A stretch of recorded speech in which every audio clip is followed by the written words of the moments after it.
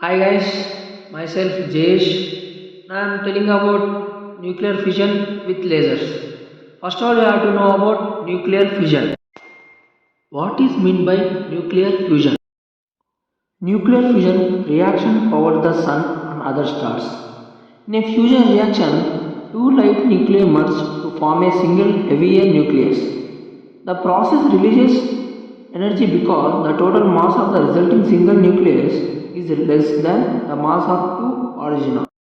Mechanism used by laser in nuclear fusion. Inertial confinement fusion.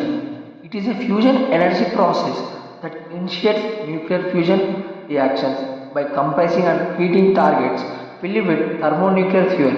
In modern machines, the targets are small spherical pellets about the size of a pinhead, typically containing a mixture of about 10 milligrams of deuterium 2H and tritium 3H. To compress and heat the fuel, energy is deposited in the outer layer of the target using high energy beam of photons, electrons or ions. Although almost all ICF devices as of 2020 use lasers, the beams hit the outer layer which explodes outward. This produces a reaction force against the remainder of a target which accelerates it inwards and compresses the fuel. This process also creates shock waves that travel inward through the target. Sufficiently powerful shock waves can compress and hit the fuel at the center such that fusion occurs. Advantages and disadvantages of lasers in nuclear fusion. Advantages of nuclear fusion. Fusion is capable of powering the whole world at a very low cost since there is a virtual limitless fuel available that can be used to make electricity. There is a lot of energy released in fusion rather than fission. Therefore, it would be more profitable if it set up. Also, when producing nuclear fusion energy, there is hardly any waste. As a result of this, there would be no money wasted in disposing and cleaning of the waste produced by the reaction. Thus, fusion is capable of powering the entire world at a much low cost as compared to power source used nowadays. It is a clean energy source that means no greenhouse gases and emitting only helium as exhaust.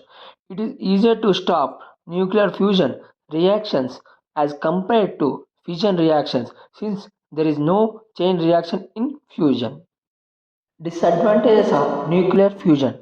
It would be very expensive to build a power plant to produce energy because nuclear fusion can only occur between 14,999,726.85 degree Celsius to 999,9726.85 degrees Celsius or 10 to 15 million Kelvin. Thus, there are no materials that can cope with 10 to 15 million K, and also since it is a non-renewable energy there can also be radioactive waste.